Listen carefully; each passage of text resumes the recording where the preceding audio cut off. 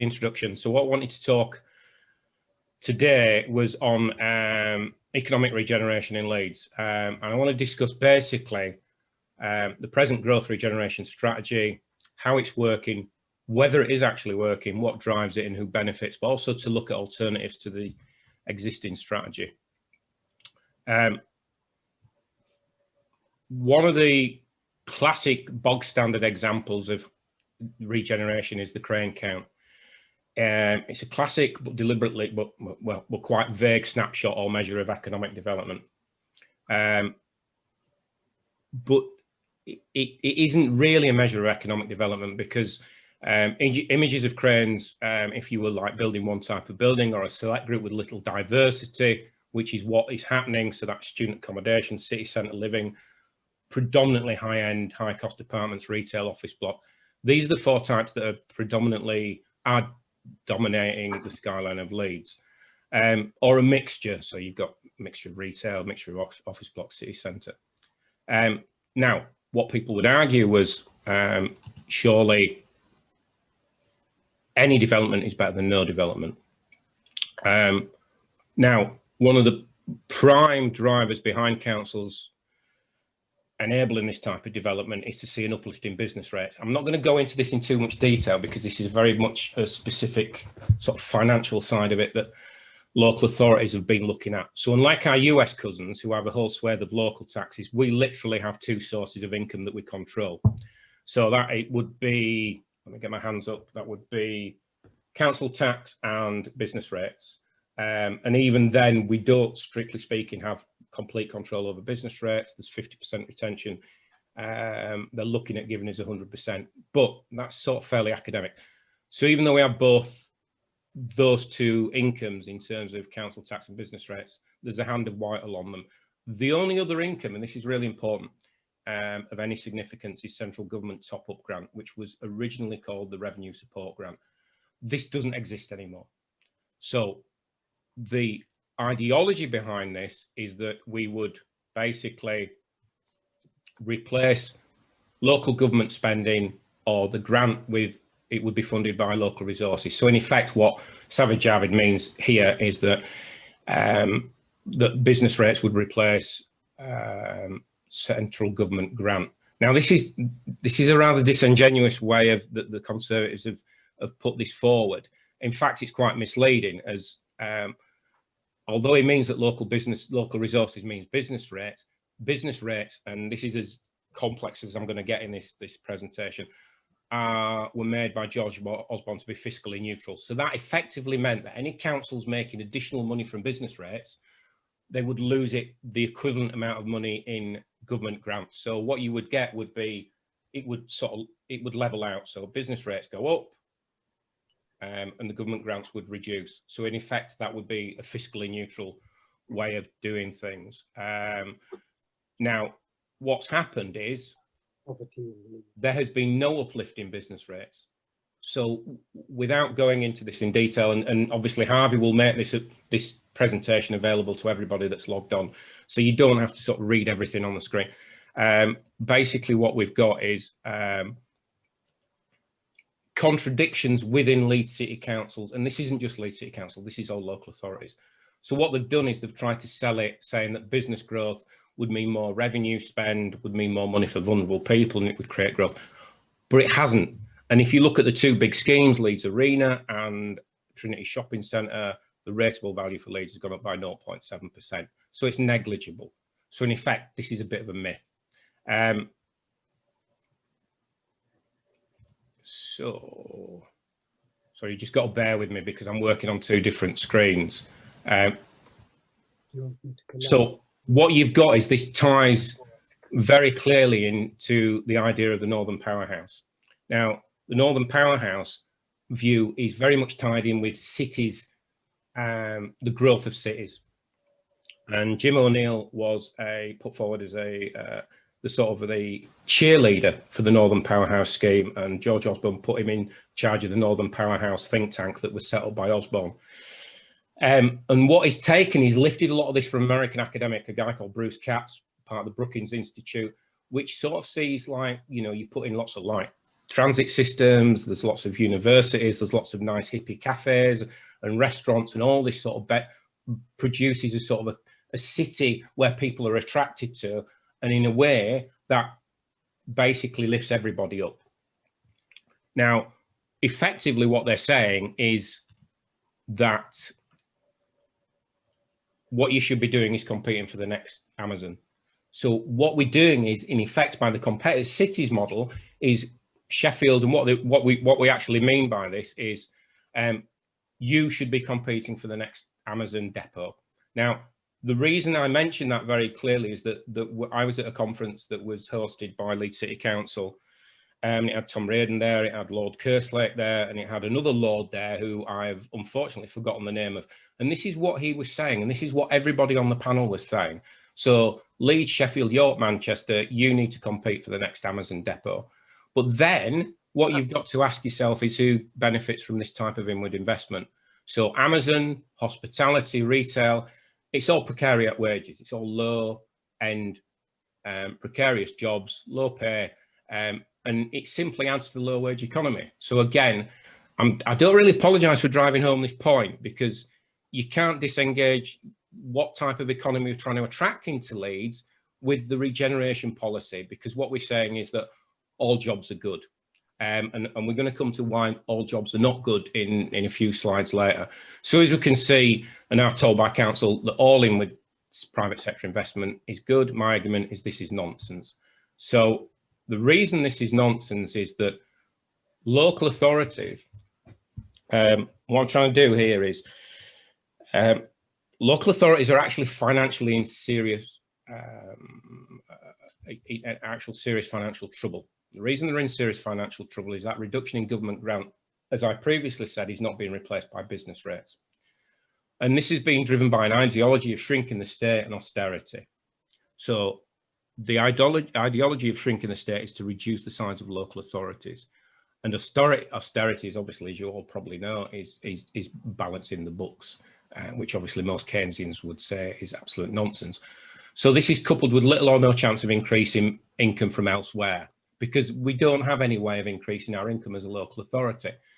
So even so, the consensus is, against all evidence, that this competitive cities is a great idea. It's wonderful. Let's just keep ploughing on with this. And in reality, it simply doesn't work, because it's based on, this is a PricewaterhouseCoopers piece of analysis that was done in 2017. So they're talking in 3 to 5 years time. So we're now jumping forward from 2017 to 2020, 2022, even up to 2023, when 88% of local authorities are saying that they are going to be in serious trouble. And this was research where they interviewed people like people like Dave Outram that we've already mentioned, finance officers, leaders of council, chief executives, people that knew what they were talking about. So the idea of this investment in city centres is about the supply side economics, which is trickle down geography. So trickle down geography is very much what you do is you make Leeds City Centre the golden orb. You make Manchester City Centre the golden orb. You put as much money as possible into the city centre. You bring in residential development and all these cranes that we said on the first slide, this residential development, the office blocks, the student accommodation, that in effect will trickle down to everybody else. But what academic evidence shows that this is absolute nonsense. This trickle down geography, which Doreen Massey was a proponent of, and as I said, I will link to this. So I remember being in a meeting when a number of councillors from Bramley said, well, how does this benefit people in Bramley and West Leeds? How does all this benefit? How does this growth in the city centre benefit people in Swinnow, people in Belle Isle, people in Gipton? And it actually doesn't. So what they said, so the analysis is that the rewards of success, as this slide shows, were elusive, narrowly socially distributed. And this is very important, that most people that live in Leeds do not benefit from this city centre development. Now, what is happening is not only do people not benefit from this development, But the fact is that this development is based on, a lot of this development is based on this sort of casino economy. So the people that are watching this that have a grounding in finance, international finance and economics will know, obviously, there's the global financial crisis that came from the subprime market. And the subprime market was about selling mortgages to people that couldn't afford it. So what we're doing is we're doing this again. So what we've got is in Liverpool as an example, and I can show you numerous examples of this, is that you have developer collapse. So there's 5 big projects in the middle of Liverpool. And I don't know if any of you know that the ex-leader of Liverpool Council has recently been arrested for fraud, as has one of the major developers. Now, let me just get this right so I don't get libeled by people within Leeds City Council or anybody else, that I'm not saying this is happening everywhere, but it's self-evidently something that is happening because we just see those people that are trying to buy on the fractional investment model, which is basically you and I trying to buy a flat. We can't really afford it. We can't afford the mortgage. So we pay upfront off plan, and the developer uses that money to fund the development, because ostensibly private finance will not touch it because they know that it's a very shaky model. So what you do is you're selling flats to people that don't really understand the financial implications of what they're getting into. So we're going back to the casino banking finance problem, and fractional investment model is the same as subprime. It's just, it's the same side of the same coin. Now, what we've got, sorry, let me just get this right. What we've got now with COVID, with austerity, and with the pandemic, with COVID, with austerity, and something else. What else is the big thing? Brexit. There you go. I knew I'd remember something. With Brexit, is that it's starting to impact on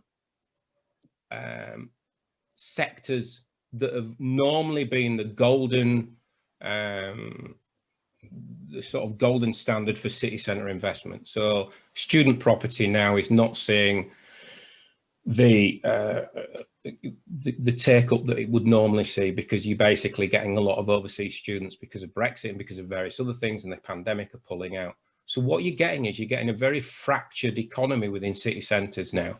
So what's happening is the smaller developers that are doing student accommodation are going to start struggling. So like the subprime crisis and other joys of the casino banking economy, most of these shenanigans remain hidden. You and I don't really see this going on, which is one of the big main reasons that I'm doing this presentation, is that when you start scratching the surface of what's actually going on, it's a very, very fragile financial situation. It's a very fragile growth strategy.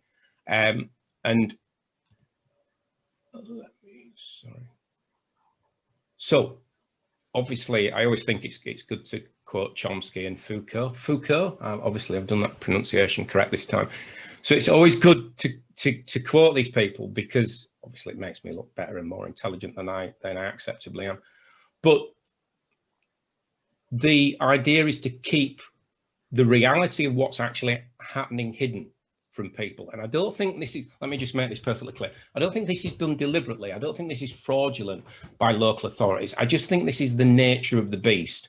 And the fact is that by keeping this hidden, we don't really know what's going on. When it is only when the collapse, the subprime mortgage or developer collapse or anything like that, that you realize what's actually been going on.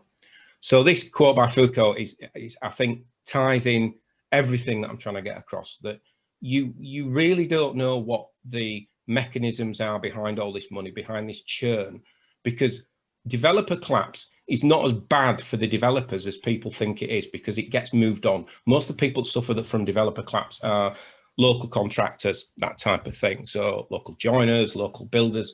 So what you get is then somebody comes in, and if you remember I think it's Westfield, the big hole in the ground in Bradford, then that went bankrupt. Somebody came in and bought it out. That goes bankrupt again. Somebody comes in and buys it out. So each time somebody's shaving money off this and making profit from it. Now, sorry, it's gone a bit bonkers here.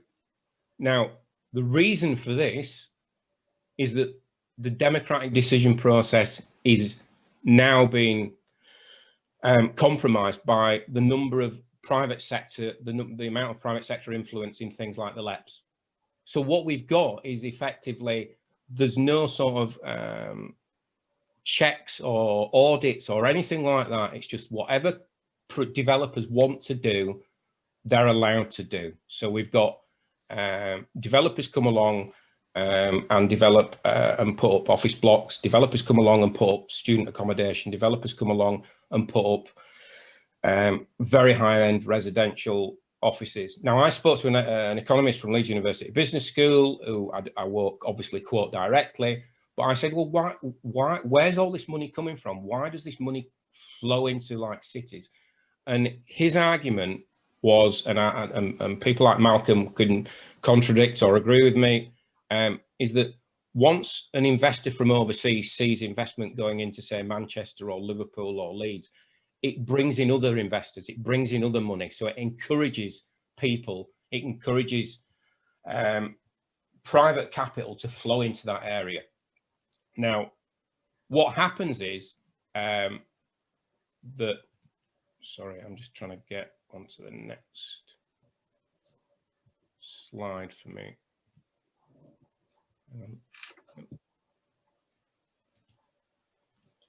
Right.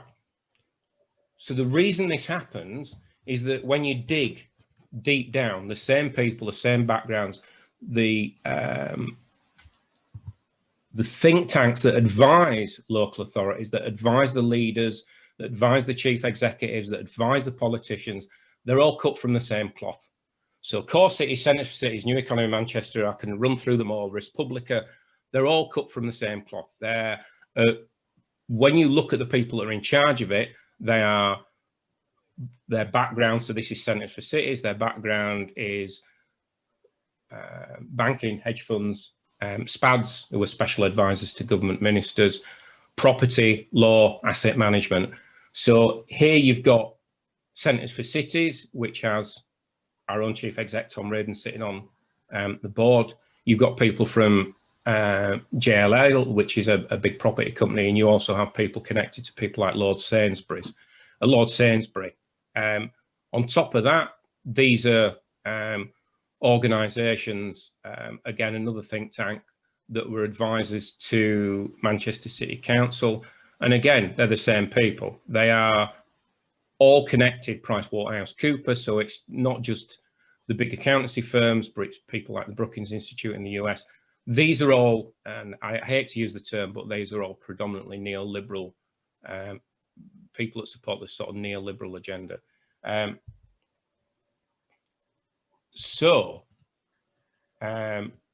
You've even got organisations such as, so this is the people that were advising Manchester City Council, the people that are advising them on the growth strategy within Manchester and the revenue, the RSA, which is seen as a sort of an austere renowned body, but it's the same old, it's the same people. Lewis Atter, his partner in KPMG, who was part of this group, he was the one that sold HS2 to the Commons Committee, Jonathan Kestenbaum. Nobody really sees these organisations, which is the point I'm trying to make. Now, they're now defunct, but on the whole, there are scores and scores of these organisations. And the problem for me is that instead of using academics and using proper balanced analysis in terms of what investment should be, they use people like McKinsey and IPPR and JP Morgan Chase. So what we've got is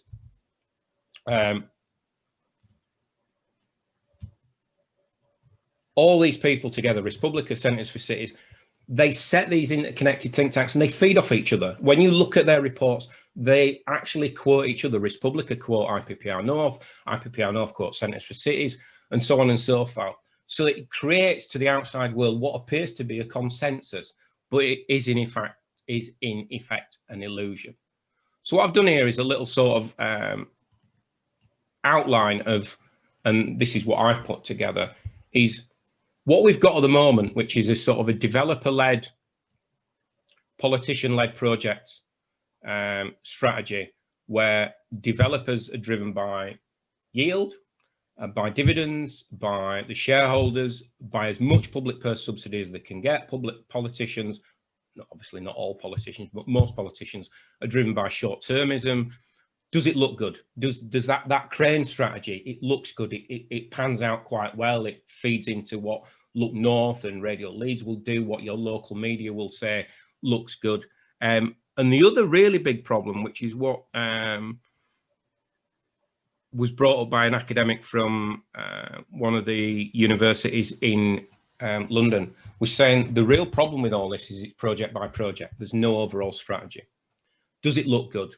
And whatever comes along. So basically what we've done is we've based our whole South Bank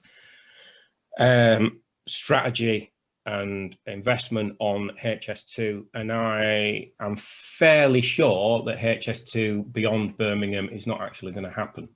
Now, the alternative to this is to have a community-led development, and that is proper consultation, because consultation doesn't happen as it should within most local authorities. Looking at a systems of systems. So instead of it being project by project, how does it all fit together? Who benefits? It has to be different independent sectors. It can't just be big developers. It can't just be the people that are making money about student accommodation. It can't be about the people, overseas finance and capital flows. And also it's not just about what local authorities try and sell us on is, well, these things come with jobs, but not all jobs are good. So we're looking at additionality. Instead of uplift, it should say additionality there. I did correct it on one of them. That if you're going to create 2,000 new jobs in the private sector and you're going to lose 2,000 in the public sector, that's irrelevant because it's a zero-sum game. So what you're trying to look at is, where's the additionality? Are these new jobs? And are these actually good? Not just low-paid jobs, but are these decent-paid jobs? You're looking at the local multipliers, these putting money back into the economy. And you're also, which is what we're now going to come on to, is looking at outcomes. So the idea for this is that, sorry, let me just, I've lost, give me a second. Lost my,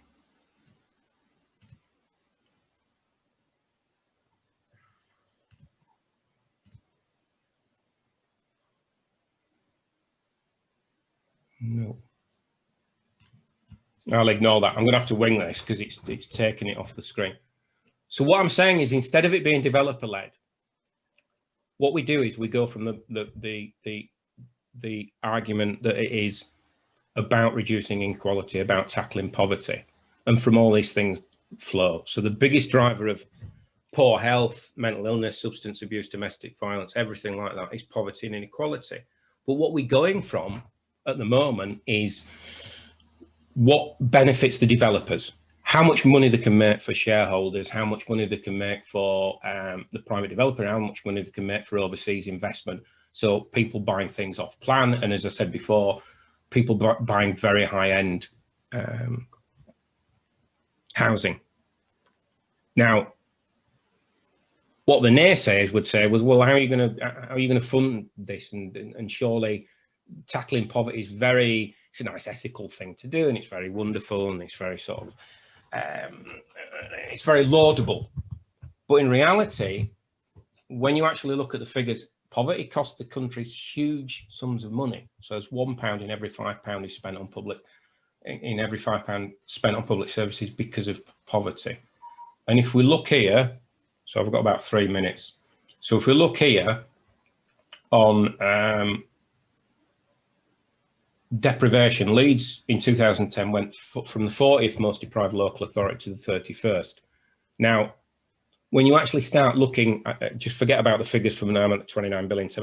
When you actually look at the percentages that poverty costs, one of the really big things that stands out is adult social care and children's services. So 60% of the children's social care budget goes on the effects of poverty. So the amount spent on poverty represents 40% of early years budget for children in social care.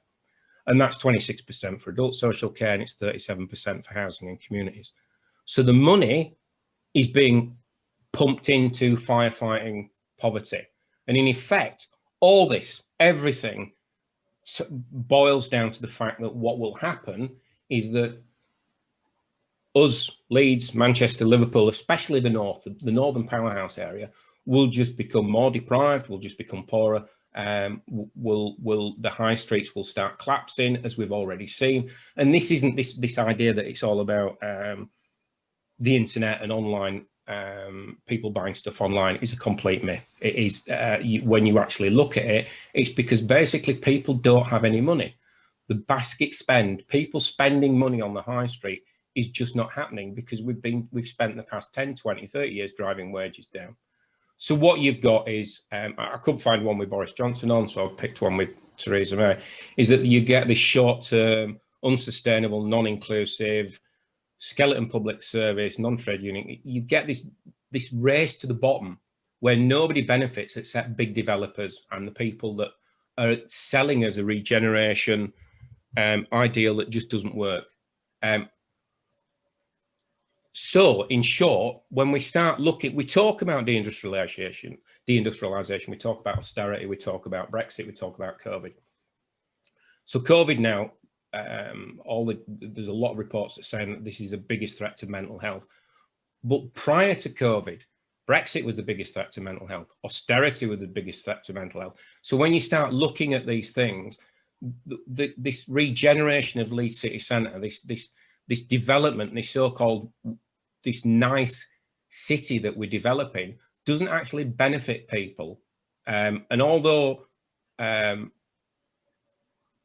you might say that, well, you know, there's always going to be like side effects of COVID that we've not got any control of, Brexit we've not got any control of, austerity, which was driven by a very, very dodgy economic ideology. You also have to start looking at what's happened in the past and why we've not replaced it. So Tetley Brewery is now a sort of nice cafe, art centre. Yorkshire Chemicals doesn't exist. South Kirby Colliery and all the attached community stuff that they used to do, that's gone. Yorkshire TV's gone. Yorkshire Post newspapers and all the media people connected with that, that's all gone.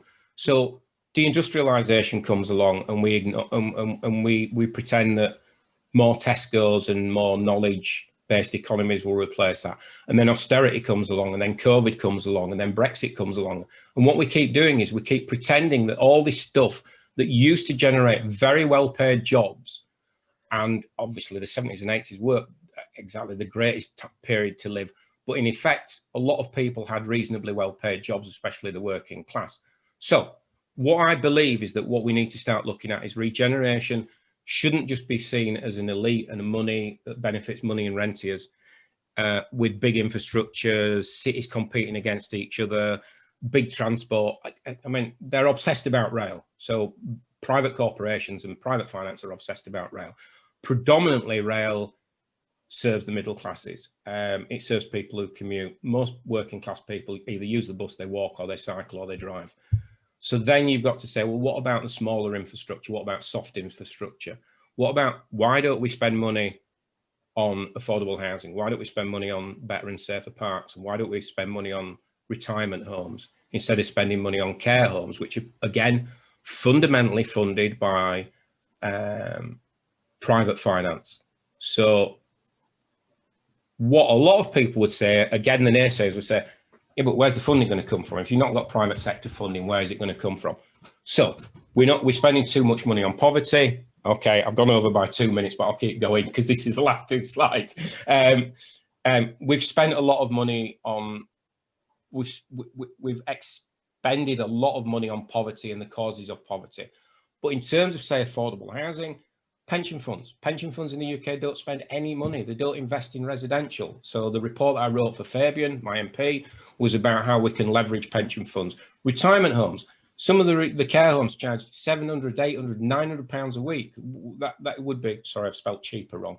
It would be easier to just get people into retirement homes. So, you know, on a personal level, I had an uncle and an auntie of mine that suffered from dementia, and they were put into separate care homes. And they died in separate care homes. So there's a human cost to some of this.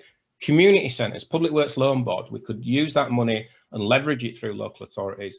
And I actually did worked on a model with Leeds City Council where we used Public Works Loan Board money and we lent it to St George's Crypt, and they built a hostel for people with substance abuse off it. And the problem with a lot of this is nobody listens to these new ideas because they think that the status quo and these the cranes and the private developers and these nice shiny offices, somehow because they look like they work, they must work. But as Angela Bielsa says, everyone with new ideas is thought mad until they work.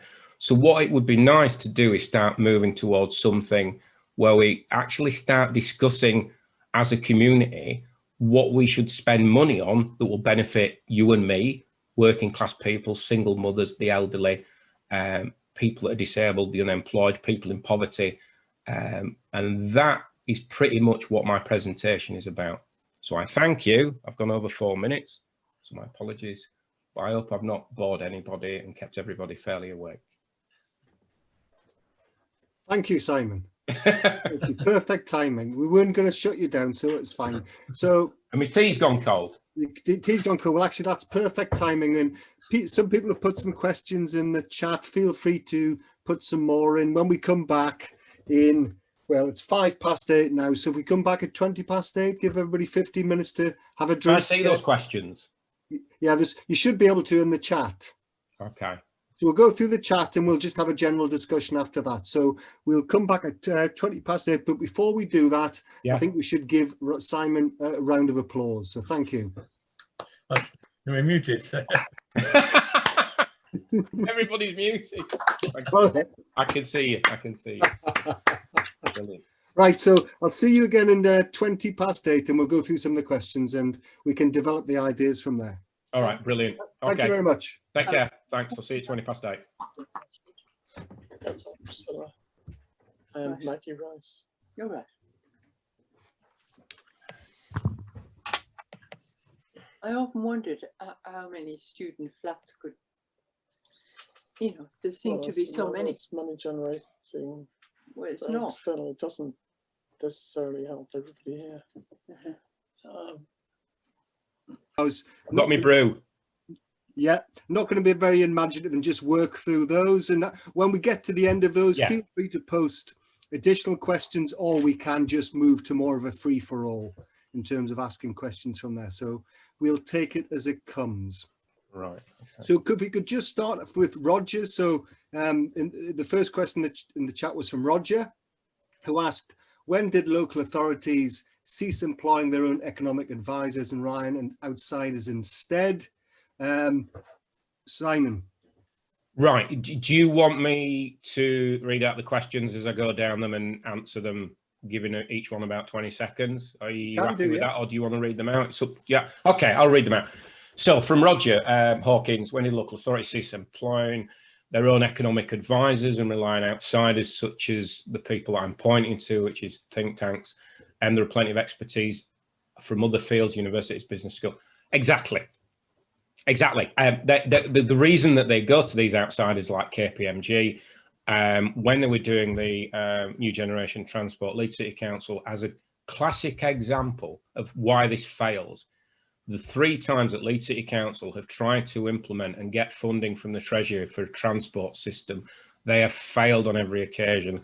And the council have said, oh, this is because the Conservatives don't like us. But this shows an abject failure in understanding how the Treasury actually works. And the Treasury, on the last New Generation Transport strategy that Leeds City Council wanted to do, which was to build a tram, they failed as a business case. They failed majestically on a business case. And what happened was the Treasury got so sick to death of Leeds City Council, they actually gave them the money. They said, all right, have the money, but not on this project. So in fact, this completely contradicts. Now, what we've got is we've got Institute for Transport up the road, and they just didn't use the Institute for Transport. So what happened was that the council should have simply handed over or delegated responsibility for their transit policy. I'm sorry to use US terms, but their transport policy should have simply been handed over to the Institute for Transport up the road. But they don't want to do that because the advisors for New Generation Transport was Steardley Davis, AECOM and over Europe. And what happens is that the revolving door between local authorities and the private sector is just that, it's a revolving door. So in answer to your question, when did they cease employing their own economic advisors? They did it a long time ago, and the think tanks and the private sector have just been way too influential. And I think academics, and my apologies to any academics listening, need to be more aggressive. So the universities and the business schools and various other organisations just need to go up to their local councillors and say, you actually need to listen to us, which is the work that I have actually been doing with Leeds University Business School and the city's theme. Okay, they're getting there. Just before we go on from there, Simon, Rogers, anything you'd like to follow on from that? Yes, I'd like to say, why did they stop employing their own expertise? I go back a long way in local government, so I'm probably got old-fashioned thinking. On the other hand, I also spent 11 years working in a business school, and it's you're asking an awful lot from an academic institution to go and try and bully your local authority. But why don't they employ them in the first place?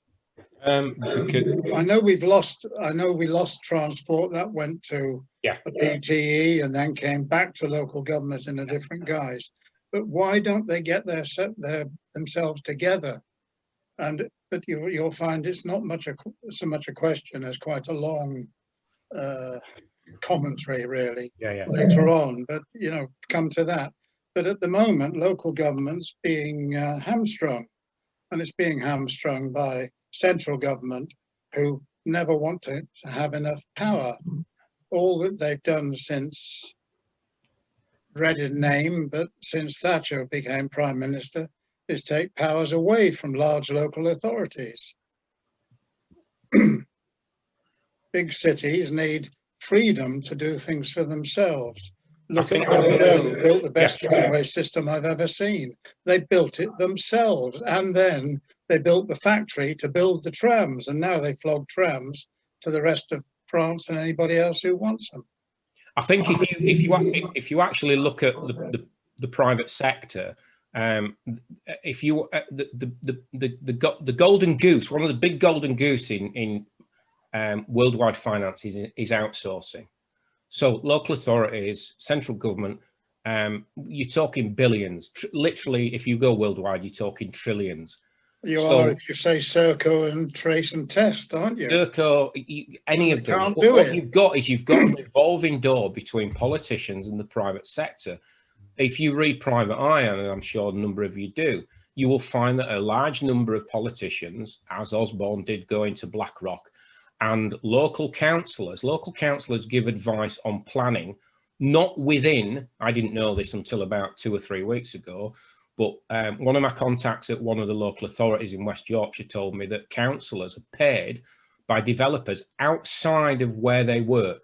So a councillor from Leeds will be paid by a private company in Walsall or in Guildford or somewhere else to give them advice on planning and to influence other councillors. And this is part of the problem. They operate, and I appreciate that, Roger, that you've worked in local government, but from my point of view, is that what's happened is the private sector have become very, very much smarter than they used to be. There's a book on McKinsey Global, there's a book on Goldman Sachs, there's various books on, they are way, way better at influencing people. And I think what I was told by a senior officer in one of the councils was that their chief executive remembers the last PowerPoint presentation that they were given by people in suits. And this is the really big problem. And I get what you're saying. It's really hard work pushing academics to sort of be much more influential. But I do believe that councillors need to be held to account. And Institute for Transport is a classic example, as is like Leeds University Business School and Leeds Beckett's. I ended up in a conference arguing with a number of academics saying, you need to go out there and start telling councillors that they need to listen to you. And one academic said, you're right. And another academic said, well, they know where to speak to us. They know that we have that technical knowledge. But in between the technical knowledge of academics and the councillors, KPMG, PricewaterhouseCoopers, McKinsey Global, all these people, they push in and they are very, very good at what they do. Is that okay? Because I've got to move on to other questions. Simon, Okay, if I I could don't just, think you meant to, but when you said firms pay counsellors to give advice, or however you phrased it, sounded awfully like corruption. And I don't think you meant that, but it sounded like it. I hope you didn't mean it. Well, it's not corruption, but I don't think it's ethical by any stretch of the imagination. I mean, I was told by a senior Certainly officer not. within a council that councillors are given. I mean, one of the big problems is that councillors don't earn enough money. So a councillor will get a stipend of say 15, 16, 17,000 pounds, and then they are paid an extra 24 or an extra 23 or an extra 20 to sit on a plans panel, and they are then told to basically toe the line. I don't think it's corruption. I think By whom? I've always had this argument with other Told people. by whom? They are told by the people that the inner cabinet. So 6 or 7 councillors in any local authority will run that council. It's not run by it's not run by councillors. Councillors don't have equal push and play. It's run by. We're all not as bright as we think we are, and councillors Well, often once they're elected. you'll find the same point made in my other Okay. contribution when you Appreciate get there. Okay, Harvey. Make it sound very sniffy. could I just frame my question? It was a rubbish question, just a bit better. What I found when you're describing this idea of we'll have an Amazon depot and we'll compete in the UK for it, a bit depressing. What I meant by that was, if you look at something like the Mittelstand in Germany, they've been successful by identifying and specialising in things that they can compete internationally in. What's Leeds internationally good at and sort of, which is competitive at? And I've heard of the medical tech sector, I think is pretty good, but are there any others?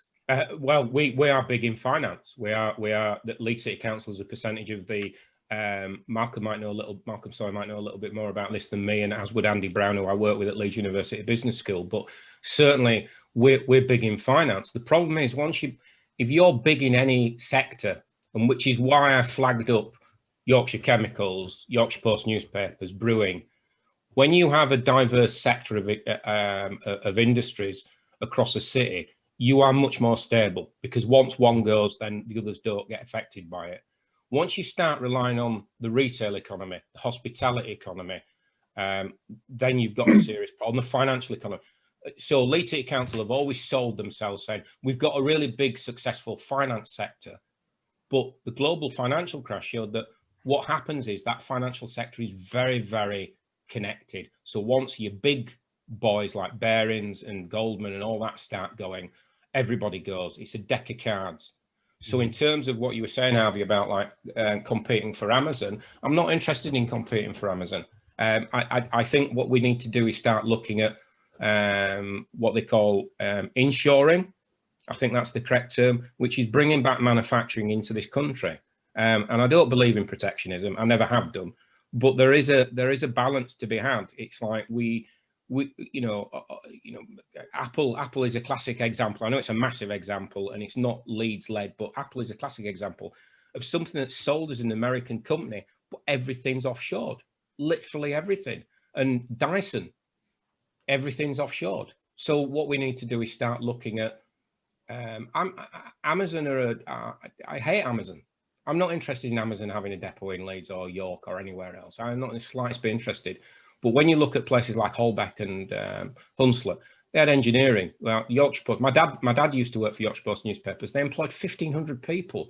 I mean, the print workers used to get paid a ridiculous amount of money, and it was a closed shop, and it was sexist, and it was quite, and it wasn't very. But they earned a lot of money. ICI in the Northeast, as you well know, massive employer. All these companies have gone, and we've replaced them by very shallow, as Guy Standing in his book, The Precariat, says, just low paid, low salaried, very flimsy organizations. Right, I'm going to have to move on to other questions. Yes. What are the key sectors Leeds has a competitive advantage in? Exactly what I've said. We've got a competitive advantage in having Lidl and Tesco and financial sector. It's not stable by any stretch of the imagination.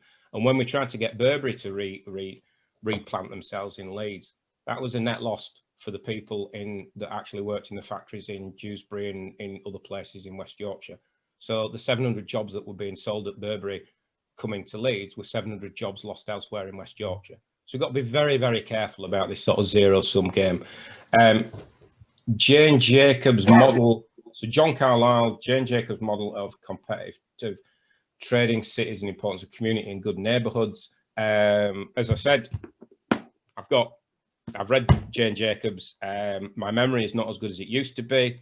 And she is probably one of the best people to read about, because basically on the back of this book saying there's a real short-sightedness and intellectual arrogance that has characterized much of urban planning.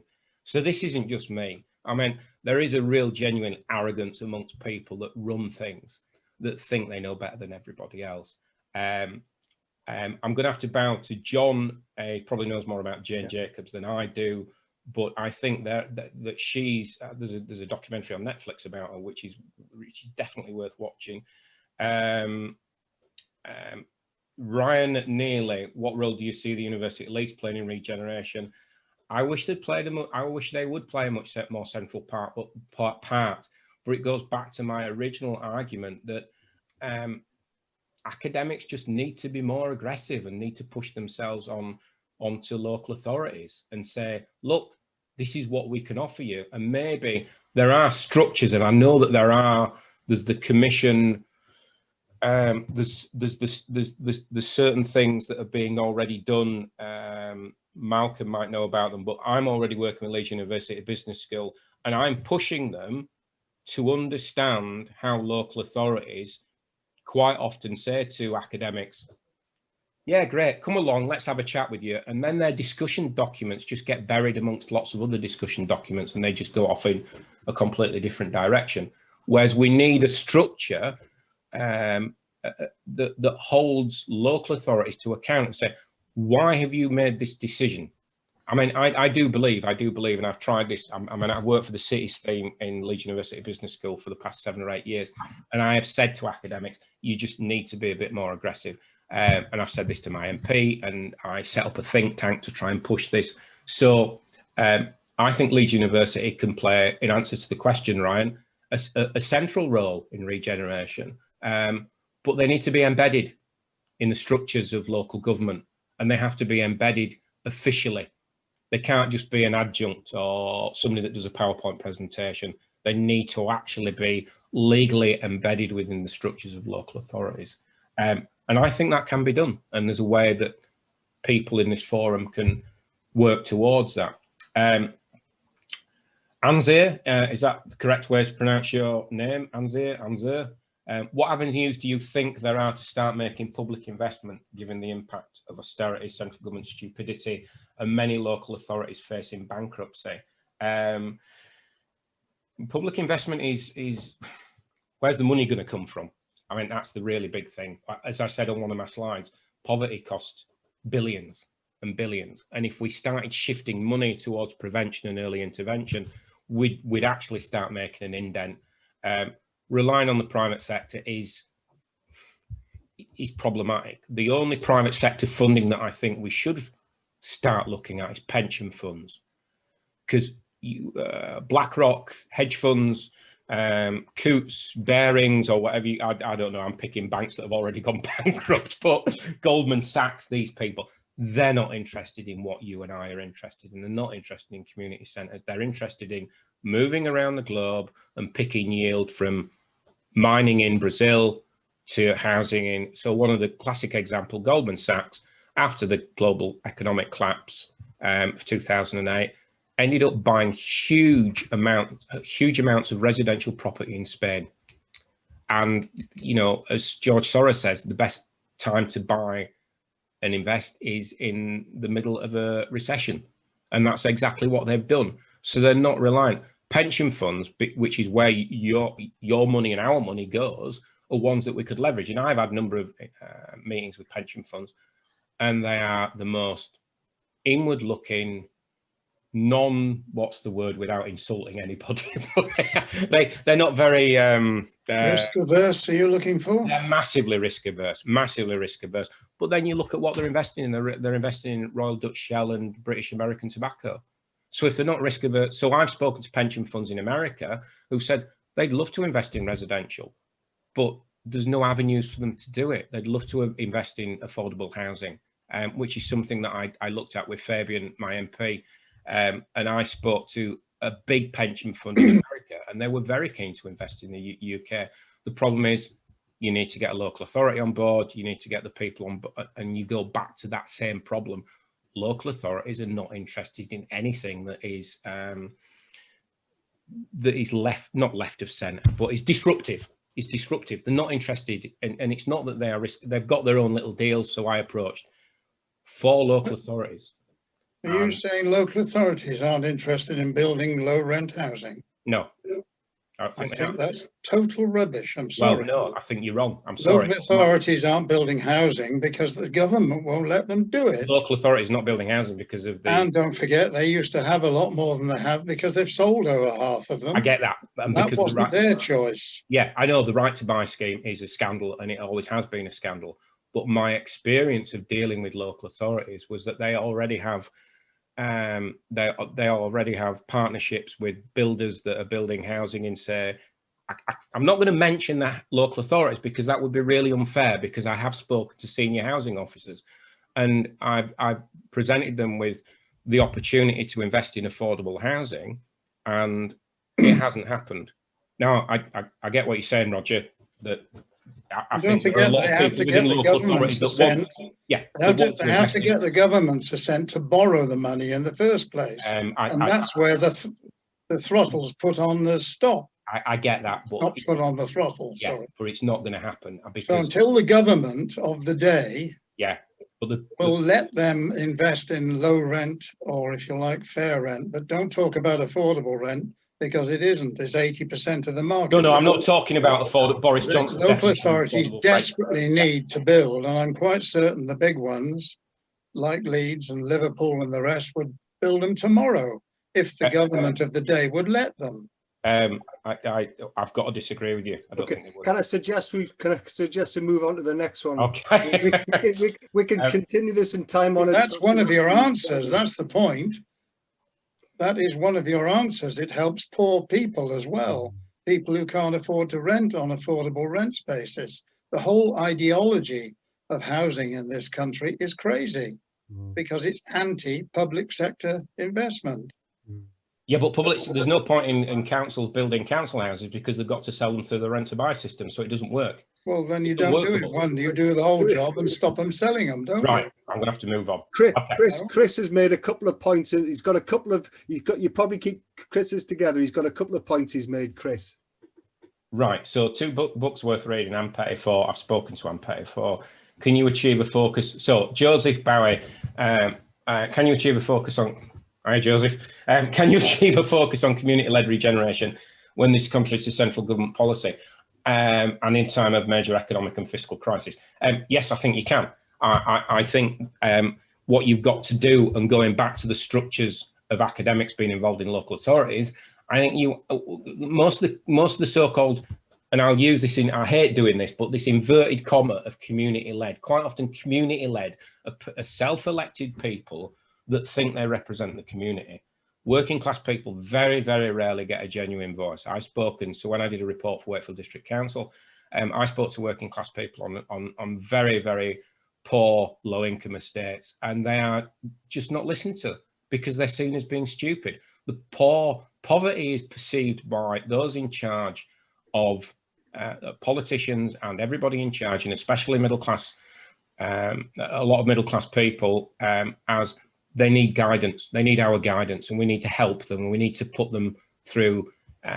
We need to do something on behalf. And this is a Victorian benevolent attitude. So in terms of community-led regeneration, you have to give agency back to people at a grassroots level. All these working class people are not mad Brexit voting racists. Most working class people just genuinely want a better life for themselves and their kids.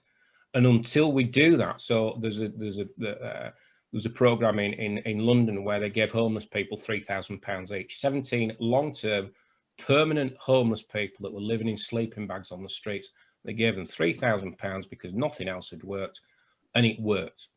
And everybody that was connected to that charity that gave them £3,000 said, oh, we'll spend all the money immediately. And within a year, the average spend was £780. And most of those people, out of the 17, 12 were permanently housed because they were given agency and they were given control of their lives back. So in terms of a community, in answer to your question, Joseph, in terms of a community-led regeneration, we have to really stop telling people that are poor what to do, and we have to start listening to them. And there has to be a way of doing that and a structure to do that. I hope that's answered your question, because this is something that I am actually involved in Wakefield.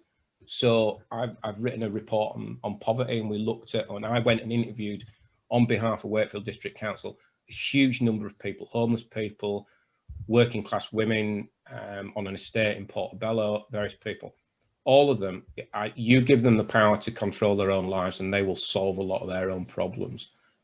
Chris Bem, to everyone, the economy is a metabolism of society. We have an obese economy measured by GDP rather than mental, physical and cultural and environmental health of society. Exactly. Yeah, exactly. Well, unless we get away from this idea that we just need to generate money and wealth instead of looking at health, reduction in poverty, safe places where people, elderly people can walk safely, you know, retirement homes, all that sort of stuff. It's not hippie tree hugging nonsense. It benefits everybody in society. There is nothing as horrible that I've come across as putting somebody elderly into a care home, putting them on a plastic chair and making them watch daytime television 24/7. It's a horrible, brutal thing that we do to people. And we do it to everybody. We do it to single parents, we do it to the poor, we do it to the elderly. And so the measure of a decent economy, I know that the Scandinavian models are not perfect, but they are slightly better than ours. So yeah, I think GDP is a nonsensical way of measuring the wealth of an economy. Ryan Neely, I would donate. Is that to me? Because if you want to send me money, I'll give you my bank detail. I've got a Monzo account. I'll type it up later. Liz and Martin, we need two fundamental changes. The first is spirit level. I believe, I haven't actually read the spirit level, but I believe it's about inequality within society. Needs to be an agenda. Is that correct? Needs to be an agenda for all. Yeah. What's amazing about the spirit level, yeah, I think most people never read it, is that if you take any measure of inequality, and I just gave two examples, like crime rate. Yeah. One of the things I was amazed with was that if you actually do it with American states or countries in the UN, well, not all of them obviously, but many of them, and you draw graphs, one conclusion stands out amazingly. If you're basically middle class, so this sounds a very peculiar argument, you're basically middle class and you live in somewhere like Scandinavia, the rates of crime are lower for everybody. Teenage pregnancy is lower for everybody, and therefore the effects are, I'm probably preaching converted here, and it's so obvious. And it seems to me one of the things that people on things like meetings like this and other webinars, it's people who have got some money, in a way, should also realize that they would benefit as well as the poor. Yes. It's not just a question of being benevolent. You're going to get something out of it. Yeah. That sounds counterintuitive, but no. I get what I get exactly what you're saying. And the second point is quite straightforward. Yeah, sorry. When Liz and I worked in Zambia, which in the 1970s, which is a very poor country, their tax system was more sensible than we've ever had in the UK.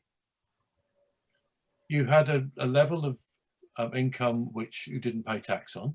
Okay, so did we. The next one, instead of being 20% or 10%, or it was 5%. They then went to 10, 15, 20, and so on. So therefore, if you were earning not too much, you didn't suddenly have a great jump in your tax thing, because it didn't go up in stupid steps. My other point is obvious. I think the tax rate should go up to 90%. Yeah. For what I call, notice I call them high, people who are paid. I don't think they earn anything. Rees-Mogg and his oppos don't earn money, they're just paid it. And I think we should take money from them. I think if you're super rich, some people said to me, well, if you're under your system, the super rich would leave. Good, I don't want them. Do we want Russian oligarchs, Saudi princes, for a start, not to mention certain other people who have relocated to Singapore, great Brexit voters, who think Britain would be a great place? Let them leave, because morally the country would be so much better. I think how good it would be if half the cabinet left now. Morally, the country would be so much better off. But I do think we ought to have a fairer tax system. It's wrong that the top tax rate is about 40-odd%. It should be 90%, and we should take money from people that are grossly overpaid. Simple. Okay, so obviously the idea that if we tax the very, very wealthy, it's the Ayn Rand argument, isn't it? Atlas Unleashed, that they'll all leave and they'll go and live in Switzerland, and predominantly that's never been the case, because even rich people, their kids go to school and everybody doesn't want to move to Switzerland or the Bahamas. That's just one of these things. I think fundamentally, rather than taxing individuals, I think we've got to get rid of the offshore banking system, the fact that we're a casino economy, the fact that we're a hedge fund economy, the fact that George Osborne as a chancellor goes to work for BlackRock for £600,000 a year. I think that's fundamentally what we need to do. I sort of agree with you that the tax system is unfair, but at the same time, I think what the left tend to do is concentrate on taxing the rich. I think the rich should be taxed. And I think if you earn over a certain amount, I mean, if you're paying £1.5 million for a car, then I think that is a prime example of why you should be taxed almost out of existence. That's just ridiculous when you could buy a nice Ford Focus for £3,000. However, having said that, in terms of money, I think taxing individuals, I think we need to increase corporation tax. I think we need to certainly get rid of this concept of like some of these offshore companies like Google and Apple. If they want the British market, and pay for the British market. I mean, we keep thinking, oh, we need them more than they need us. We don't need. We get rid of Apple and we can tax them out of existence, and Samsung and somebody else will come in and pay the tax, because 80% minus 20% tax is better than nothing. If you don't get access to a market, and Britain is a big market, go away, disappear. So I think corporation tax needs to be risen. And also I think that, we need to stop, I think you're right, I think we certainly need to stop this sort of casino buying of property in London and various other places, because what we're getting working class people just literally being socially cleansed out of London. Classically a London problem, not a Leeds problem or a northern problem, but there are people that lived on working class estates in London and they're just getting socially cleansed. So I agree with you, they're super rich, but I do think whilst we need to tax them, I don't think the left need to tend to sort of concentrate too much on taxing the rich. And it's like, I think we need to look at other aspects of the of finances in the economy. Okay, so I've got three or four other. Next one, Simon, is how do you get the poor out of poverty? It was just some simple questions for you to rattle through. All right, how do you get the poor out of poverty? Right, so this is a really big one for me. This is what I've written a lot of stuff and I've done a lot of research into. First thing, poor people are not stupid. Poor people are not in poverty because they have made stupid decisions. All the evidence, and Tracy Shildrick is a great academic to read around this, is that there are poverty myths. And the fact is that poor people make short-term decisions because that's what they have to do. If you have to feed your kids and there's somebody on your doorstep offering you 200 quid at 90% a week interest, you take that 200 quid. You don't really think about the future. And what a lot of people say is, well, they're stupid. Maybe they should go to the NatWest and get an overdraft. Can't get a NatWest overdraft from the NatWest because the NatWest won't allow them to even open a bank account. So poor people are not stupid. Homeless people given individual budgets. It's a classic. I spoke to the homeless lead in Greater Manchester Council. To get poor people, to get homeless people out of being homeless, give them money. I mean, Peter Boxer was leader of Wakefield District Council. Whatever you think about him, he was asked, he was at an academic meeting at Leeds University Business School in one of the hotels in Leeds. And he was saying, you know, how do you get people out of poverty? And he said, pay them all 35 grand a year.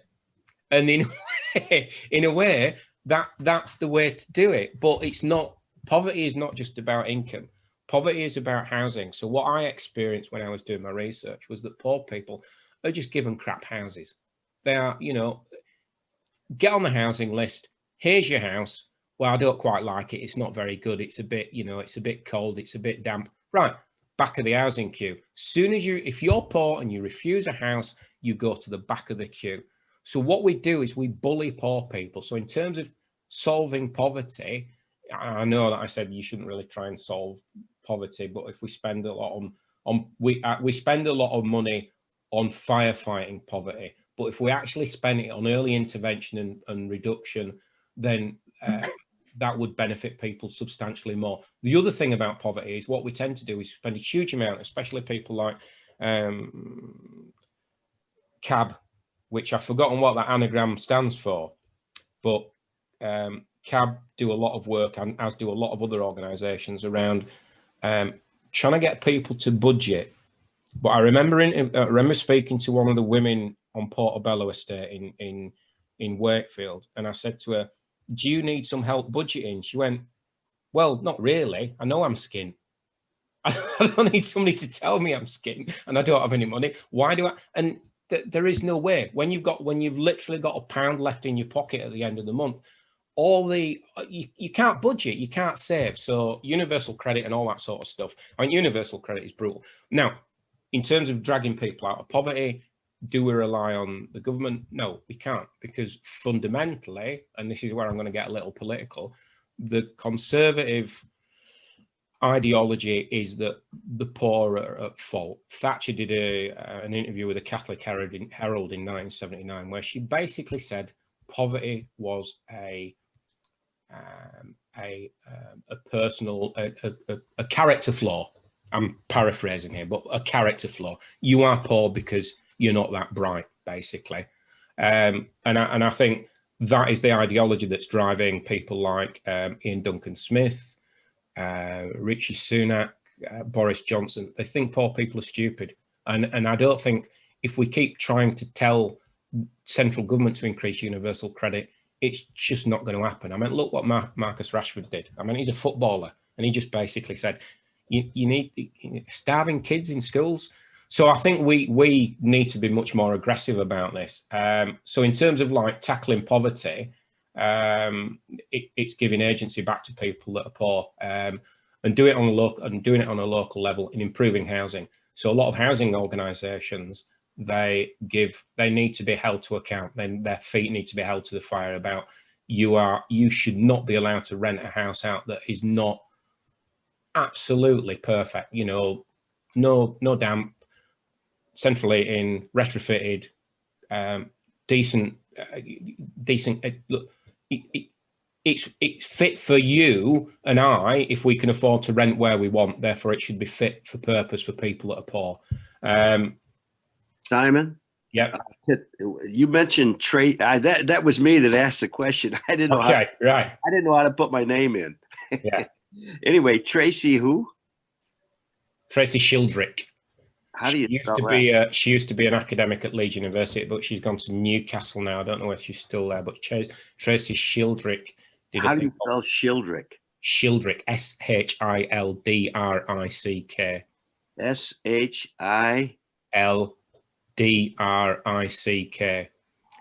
She did a thing called Poverty Myths, or I can't remember exactly what it was. Okay, CAP is Christians Against Poverty. Yeah. No, I'm thinking about CAB. CAP is Christians Against Poverty. No, CAB, CAB. Citizens Advice Bureau. That's it, Citizen Advice Bureau. Thank you, Malcolm. Well done. There you go. I knew I'd get there eventually. Brexit has won. Okay, so I've got a few more.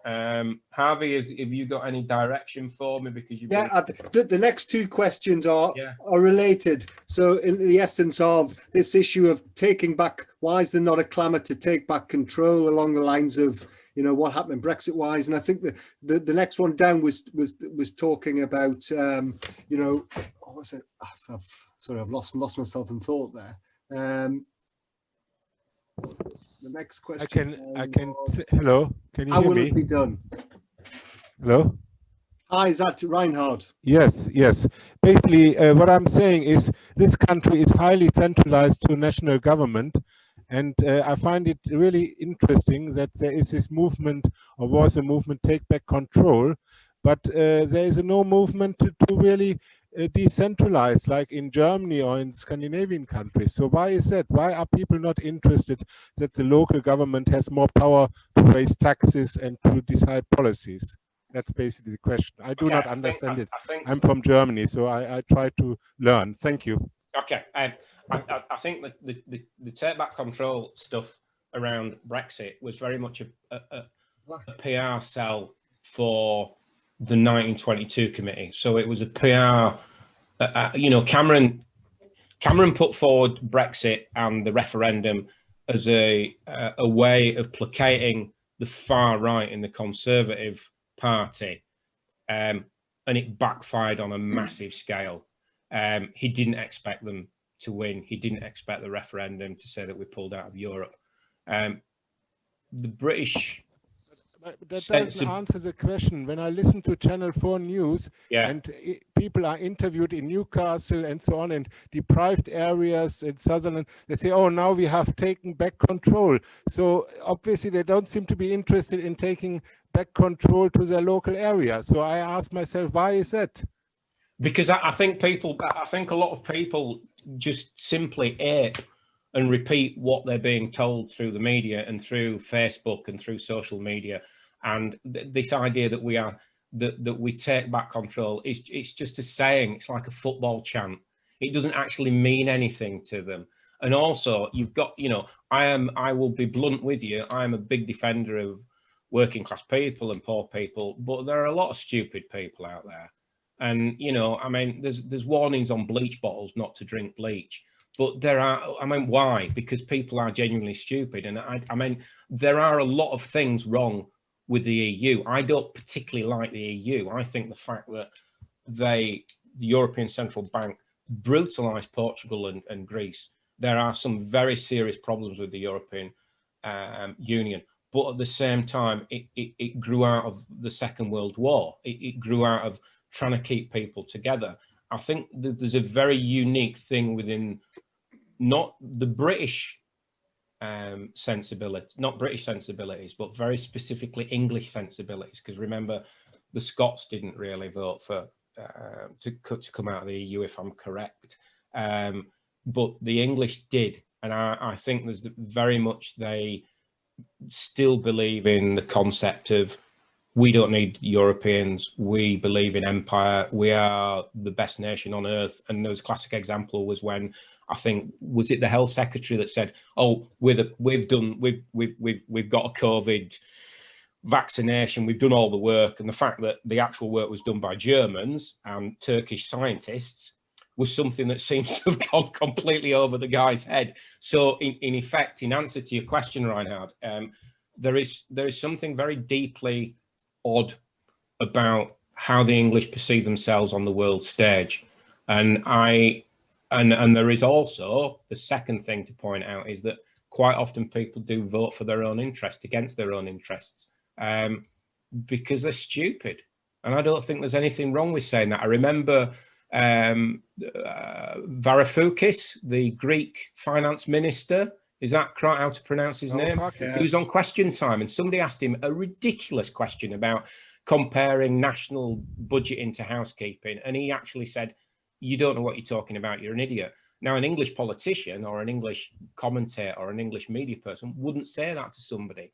But, you know, European sensibility is, well, that's a really stupid question. So in answer to your question, I don't think they have any concept of this take back control. And there are an awful lot of stupid people out Just to be mindful of time, should we just move on? Christina was asking whether you think the high street will be able to avoid a collapse after the recovery from COVID.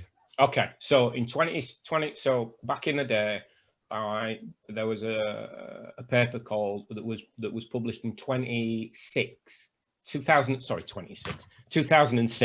So that's what, 14 years ago, and it was published by a number of academics, and basically it said that the high street would collapse by 2020, and it would collapse for a number of reasons. It would collapse because people's spending power has gone down. A tiny bit was spending on the internet, but in 2006 it wasn't a massive amount.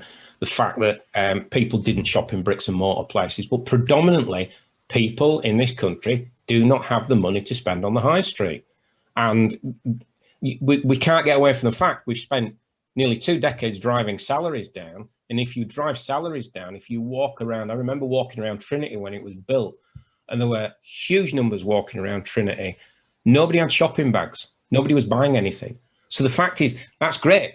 So Leeds City Council got, footfall in Leeds City Centre is brilliant, but basket spend is negligible. It's not shifted. So what we do is we keep buying, we keep building. And the classic example, if we want to compare what's happening here to what's happening in another country, is America. And you look at the shopping malls that have just collapsed, completely out of existence in the US, because people don't have any money.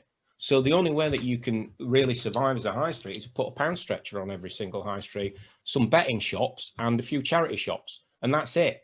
So in terms of will the high street collapse? Yeah. But as it exists at this point in time, and now the old model exists, of course it's going to collapse. And the only way that you're going to get around that is to actually switch what those shops away from retail and back to residential.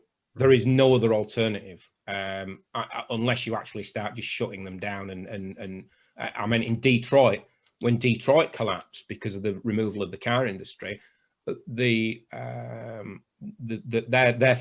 government of the time, or their local government, they're obviously not called councils in the US, they just decided to level whole housing areas and turns them into parkland. Now, we can't do that in Wakefield City Centre. We can't do it in Leeds City Centre. But if we start switching the usage of retail into affordable housing, and as you were saying, Roger, not the 80% affordable housing, but genuine affordable housing. We start switching it to affordable housing. Once you've got people living in the high street and families living there, and then basically infrastructure will come in. So shops will come back in because people need to buy their milk and they need to buy their cigarettes. I'm showing my age now because I used to smoke, but people need to go and buy certain things. So if you switch it back to residential, can we avoid a collapse? No, absolutely not. Not unless we completely change the mindset of the local authority and how they approach things. Thank you. Next comment down was from Anza, just making a comment about the neoliberal culture within ITS. I'm not sure we can either verify that one way or the other, but we'll just sort of move on from there. Janie, you said inshoring, and I have to say I don't understand what you mean by that. Where's that one? I've got Anzia saying Legal and General started a property development arm. All right, okay. Yeah. Sorry, it went before I posed the question. I was just saying to Simon mentioned earlier about the possibility of inshoring, bringing companies back to right. Britain. Okay. Yeah. Well, I think Leicester is a very interesting example of that, with a lot of clothing companies being set up there. But clearly, research, even by somebody, including somebody at Leeds University, showed that many of the companies there are not paying their workers a minimum wage. And that has also come out during the pandemic. Boohoo, for example, has been mentioned and is in the sights now of people who are investigating. But what also clear is that some of the directors of these companies, these clothing companies, have been struck off the company list, but are still setting up new companies. So I think in order to have that, we need a system to ensure that there's proper, regulation of the industry, and it's clear that's not happening. No, I think the one big problem about insuring is that it's sort of aligned with protectionism. Oh, we're not going to outsource anything. We're not going to send anything abroad. But one of the slides that I showed was the fact that we did have a brewing industry, we did have a media industry, we did have an engineering industry. And the thing is, there needs to be a balance between protectionism and keeping manufacturing and industrial strategy based on something that actually makes things. I don't think we can get away from the fact that we don't make things anymore. This idea that, well, we've got I mean, one of the earlier questions was what industries does Leeds dominate in? There's a financial sector, there's you go onto the high street and it's betting, it's financial sector, it's the knowledge economy, it's retail, it's hospitality, it's hotels. I mean, Leeds City Council actually have a hotel strategy, but they don't have an industrial strategy in terms of like what industries to bring back in. And to be honest, in terms of manufacturing, we need to start looking at, I think one of the classic examples, I might be wrong here, but I think it's sort of apocryphal anyway, is that the British police force buy all their bikes from Smith & Wesson in America. So Smith & Wesson manufacture bikes, push bikes, cycle bikes for the British police force. Right, well, we should be manufacturing them ourselves and selling them to our British police force. So it seems some people would say, well, that's protectionism and you need to go out into the competitive world. But, we can't rely on Deliveroo and Nando's and Tesco's to employ people in this country. It's just not working. And you end up with a huge chunk of precarious employment. So in terms of insourcing, we unfortunately, and it does pain me as a socialist to say this, we maybe need to start giving tax breaks to companies to come back into this country. But also we need to make finance available at a very low interest rate for people to establish themselves. Not these trendy hippie entrepreneurs that are going to do fintech and all this sort of stuff, but genuine manufacturers, people that can come back, like you say, the engineering industry, the garment industry. Because I mean, look at Leeds and Bradford, employ huge sums of money. Burton, the reason why Hare Hills is such a deprived area, Burton used to employ 10,000 people in Hare Hills. So there is no, there is absolutely no way that you can disconnect the poverty in Hare Hills from the fact that that massive industry just disappeared overnight. I mean, they had apparently their cafe was the size of 3 football pitches. So that shows you the number of people that people employed in Hare Hills. I'm from Bramley originally. There was ITT was a big American corporation. I used to have a place in Bramley. Yorkshire Evening Post on the tail end of Wellington Street. All these organisations have just gone, and we've not replaced them with anything. I also wanted to mention, Anzir has said Legal and General started a property and development arm. When I was doing my, which includes social housing development. Now, this is quite interesting because I spoke to Legal and General when I was doing the housing report for Fabian. And Legal and General decided that there was money, and this is Legal and General, decided there was money to be had from building affordable housing for people to rent and to sell. The problem was that as a private company, I'm in two minds about whether that's the right way to go to solve the housing problem. But Legal and General are actually quite forward thinking about this. The problem is that they then have to go and approach every single local authority, and with the same way that any property developer would approach a local authority. So they're getting tied up in, and don't take this the wrong way, but they are getting tied up in property red tape. So it's taking them 2 to 3 years to get through the pipeline of developing property. And I'm not saying we should just throw land free to people, but there needs to be a better way of allowing them to do it. Right. I don't think Legal and General and private sector should be the answer for affordable housing. I think it should be joint development companies with local authorities. Leeds City Council, Wakefield District Council. May I just say something on that? Yeah. They're doing it for philosophical reasons, as I understand it, but more to the point, they're actually doing arrangements through several housing associations, and they're trying to get up to helping them build up to 3,000 houses a year. What they're doing is they are supplementing the borrowing power of the housing associations, who would normally have to rely on government funding to build the affordable, so-called affordable housing. L&G are going to put up their capacity to build new properties substantially.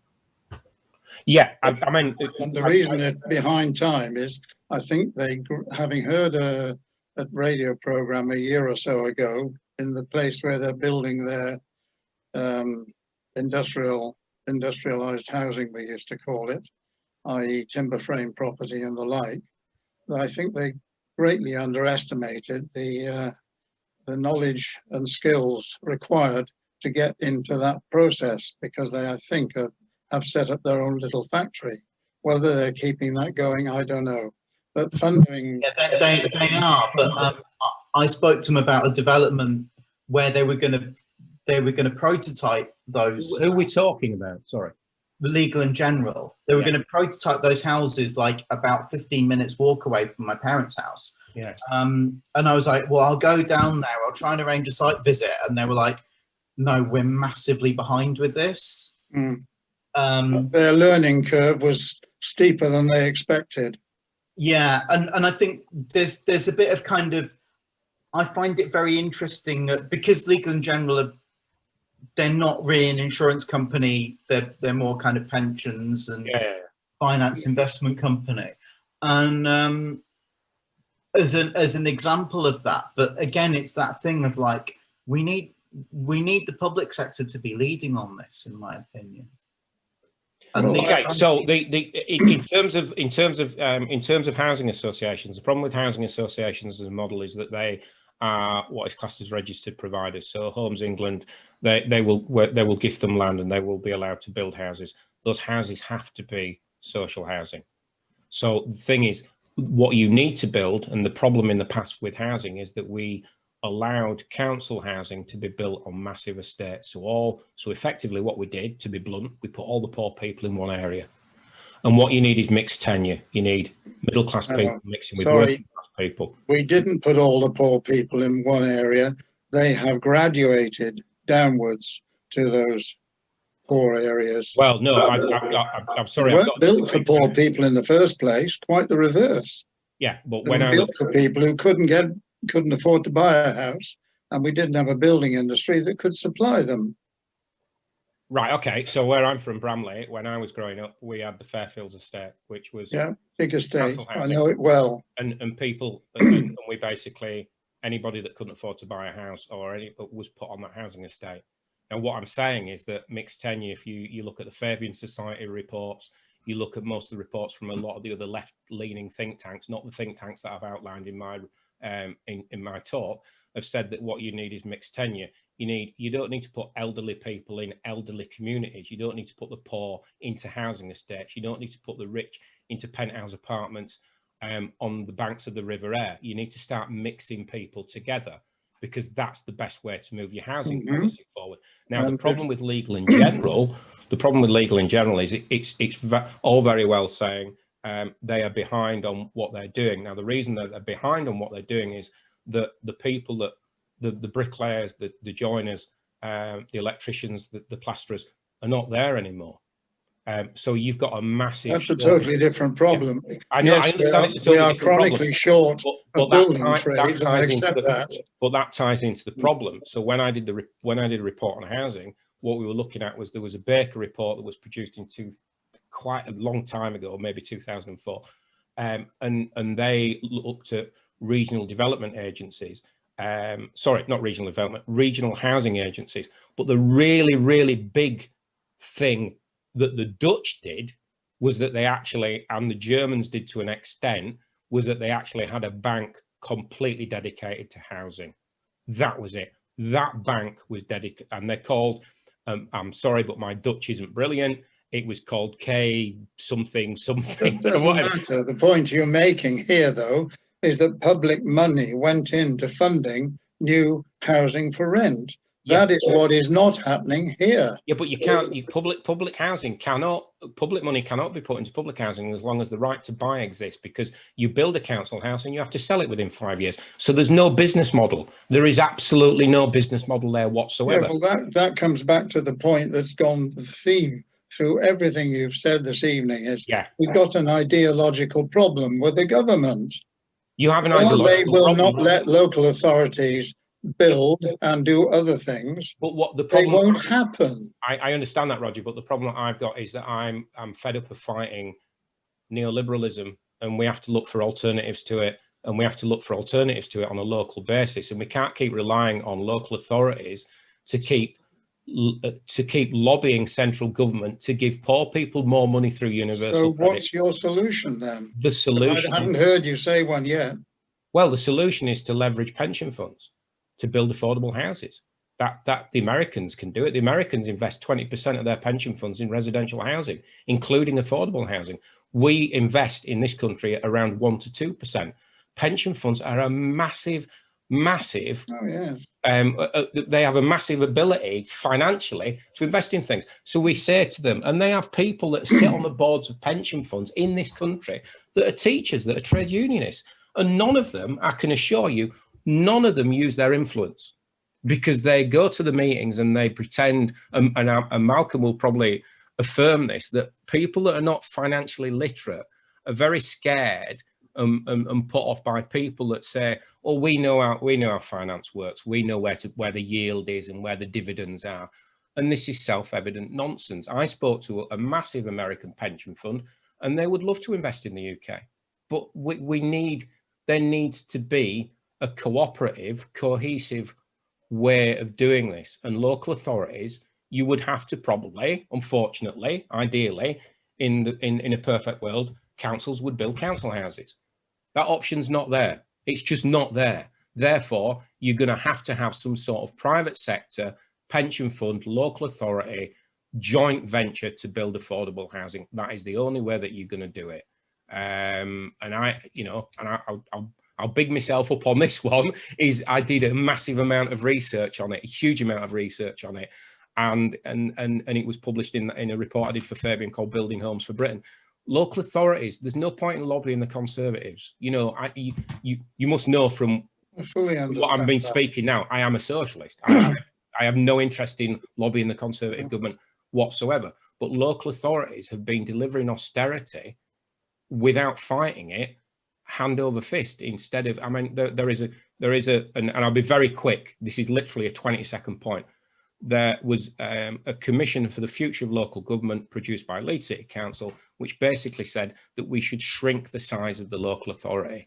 So we're going down this neoliberal route because we think it's the only way to go. And I think there are, if you know, going back to one of the earlier questions about academics such as Leeds University Business School, Beckett's, Newcastle University, academics need to start getting into the mix and saying to local authorities and councillors, well, actually, there are alternatives and there are ways of doing this. And there are different, you know, Warrington have done a bond. Barrow in Furness have recently taken the Preston model another step further by saying that what we need to do in Barrow is use poverty as a basis for our industrial growth strategy. So there are people starting to do it, but it's very disparate and it's splintered. And what we do on the left, and I'll be really honest with all of you, we spend more time arguing with each other than we do going out and saying, well, actually, there's a few differences between us, but actually what we'd like to do is build some affordable homes and let's just get on with it. Simon, can I just interrupt that a minute? I'm conscious of the fact that we've been going for an hour, but my view about Zoom is if everybody wants to leave, they've just got to click a button. It's dead easy. It's not like being stuck in a theatre.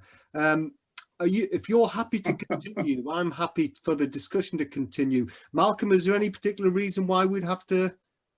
Do we have a time limit? The timing I put into Zoom is 7:30 to 9:30, but I think in practice it will just go on. It just strikes me we've still got 30 people on the call, so people are obviously interested. So provided Simon's vocal cords don't pack up, if he's happy to continue, are you happy to continue for a little bit longer, Simon? I'm a Leeds fan. I'm used to chanting for 90 minutes, so I'm quite happy doing it. Right. I thought you were going to say hopeless causes there for a minute. that as well. I do think. I mean, I remember the Labour Party. I've also sat as observer to Labour Group, and that means that I've witnessed how the Labour Party and Leeds City Council make a decision. Now, ethically, I was invited into that body and I shouldn't really talk about it, and I'm not going to talk about it because that would be unethical, and it would be massively unethical. But in terms of how local authorities make decisions, I think what we've got is we've got a lot of problems that we've identified in terms of the first thing is the influence of the private sector. KPMG has to be taken out of the equation. PricewaterhouseCoopers, Deloitte, KPMG, because they have, and this is what a pension fund in America said to me. They have skin in the game. They have a dog in the hunt. They have a very specific reason why they want councils to outsource. Why they want, because their clients. Of course, there is. Are the private. Exactly. The second thing we need to do is that councillors need to be paid a salary, and they need advisors and independent advisors. Because I speak to councillors and they are just some of them are absolutely drained with the job that they get paid, which is almost, I mean, I think the stipend for Leeds City councillors is £17,000 a year. So that has to change. We don't need 3 councillors per ward. We could do with 2. And if we paid them 25 grand a year plus expenses, at least it would bring more working class people and more people that are not just retired or not just doing it as an aside to their business. And are not reliant on business giving them consultation fees, which is what I was told happens in other areas. The third thing is housing. For me, is no matter how crap your life is, if you were suffering from mental illness, if you were suffering from marital problems, if you were suffering from any problem, the fact is that we can do advocacy for people, we can give them mental health support, we can give them financial support. But if they are going back and living in a house that is riddled with damp, where the next door neighbour is playing techno music till 2 or 3 in the morning, where their kids are scared to go out because there's drug dealers on the doorstep, then that housing environment is damaging to their mental health. It's damaging to society as a whole. So for me, good housing is central to everything else. And the people that I worked with at Leeds University Business School were looking at a thing called the systems of systems approach, that you can support people in housing, you can support people in mental health, you can support people in safe streets, you can do all this, you can give homeless people money, but you have to do it all, and you have to do it all at once. And unfortunately, that takes a massive amount of political will. And I don't see why we need to look to central government to do it, because they're not going to do it. So my solution to this, and I would be quite happy taking advice on it, is that localism works. So you start it from a grassroots level, you start it from an estate level, you start it from a group of a square mile. So when I went and did the poverty report around Wakefield, one of the really big problems was that the parents that had kids didn't have access to a decent park. So the play areas were vandalized, dogs were defecating, whatever. But this was a really common problem. When I started speaking to more and more people in Wakefield, they were saying, yeah, we've got a park on our doorstep, but none of us use it. And then when the government, when the council want to do something like, so one of the slides that I did was that we're shutting community centres down. So in the place that I was brought up in, Bramley, they've handed the community centre over to a not-for-profit. And I can assure you within 2 or 3 years. You know why all that takes place? Because the council has not got enough money to do it. We used to do all those things you're talking about. You're reinventing something that was called the cycle of deprivation. Yeah, and also it was invented in around 1968. The Milner-Holland report, it was called. They've reinvented it at least 5 times since then, to my certain knowledge. Okay. So they used to all be done. Yeah. So but when you take things away bit by bit by bit, which is what's happening. Yeah, but then the argument is what happens. You're talking to a bloke who did this for a living. Leeds City Council. I'm a housing man. Leeds City Council are £2.5 billion in debt. They are one of the biggest. They are one of the biggest borrowers from Public Works local. They have the largest number of PFI schemes, and they have a massive exposure to what they call LOBO loans, which is lender option, borrower option.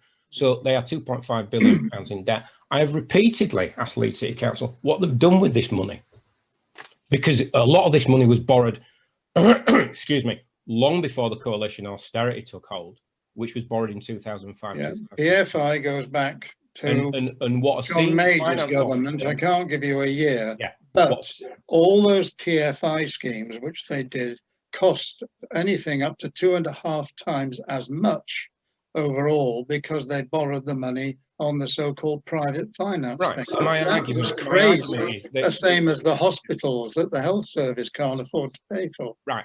We're into a very big subject here. Okay. Right. But the point that I'm trying to make is that Leeds City Council signed all those PFI deals when they shouldn't have signed. PFI was designed for street lighting. I'll be blunt about that. That's what it was designed for. It wasn't designed for housing or schools or anything else. It was designed for street lighting. That's all it was designed to keep borrowed money off the public sector debt. I understand that, but Leeds City Council and a number of other councils have been right. I'll be very careful with no, I can't be bothered careful, to be honest. They've been very flippant with public sector money, and there is an idea that if they'd have used some of that money more judiciously and more wisely, then it wouldn't have gone into PFI schemes that are now crippling them. Now, I've asked, along with a number of other people out within the Labour Party, for us to reassess our PFI schemes and maybe question, you can get savings from I can't remember the exact word because I'm running out of steam here, but sort of restructuring. So if we restructure some of our PFI deals, we could actually save money. Council are not prepared to do it because it would mean independent advisors looking in depth at the PFI schemes that they signed, which they shouldn't have signed in the first place.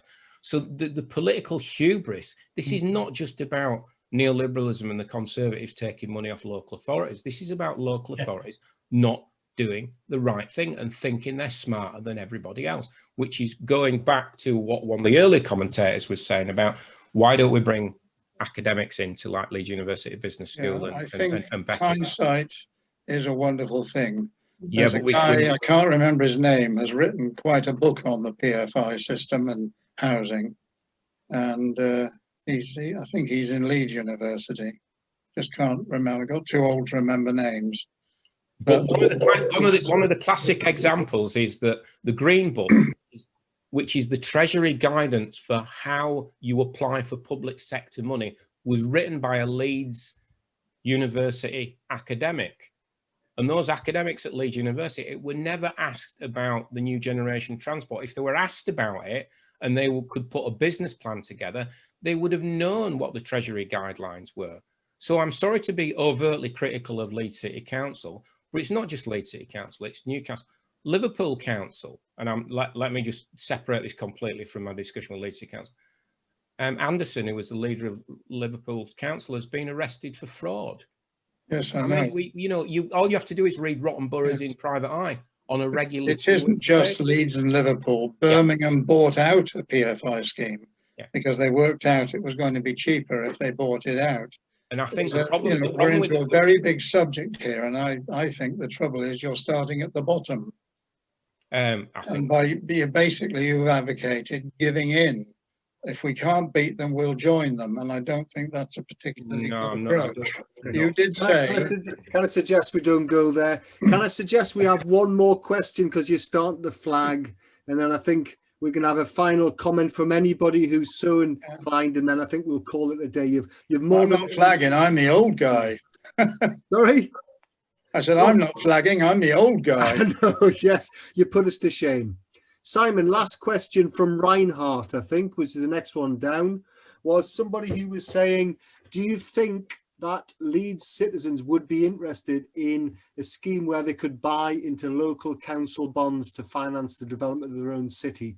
Is that anything you've come across, or do you think that's a viable option?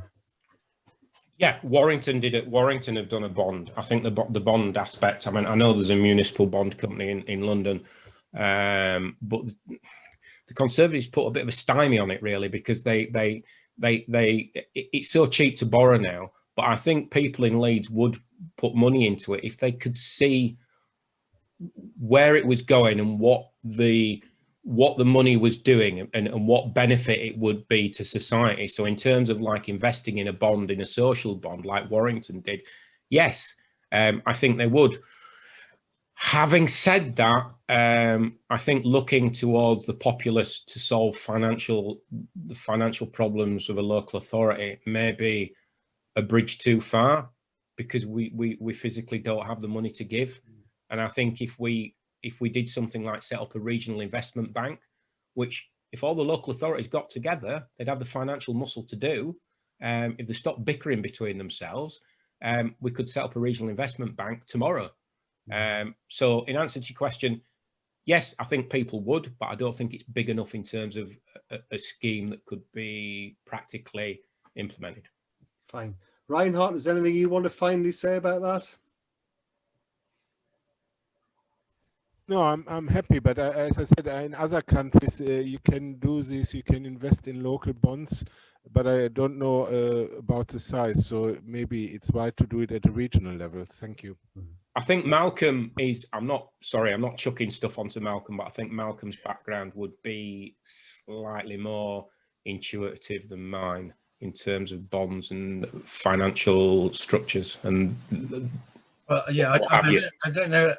It says what the limits are that the government would place upon that sort. Yeah. But there are areas, particularly in environmental areas, where people are using effectively crowdfunding, for example. So I think it is a possible area of raising funds. I mean, as I say, I would have thought the limit comes from what the government would permit local authorities to borrow. Yeah, and also I think if enough of us got together, even people on this forum, and there was up to 40 plus participants, it's 26 now. If enough of us got together and lobbied pension funds to put money into the right places instead of investing in fossil fuels or British American tobacco, I actually do think that pension funds would start shifting where they're putting some of their money. And I actually think that's quite a positive, an alternative to where we're at. Okay. Finally, does anybody have any burning question or comment they'd like to make before we finish? Fatal mistake, this, I'm sure.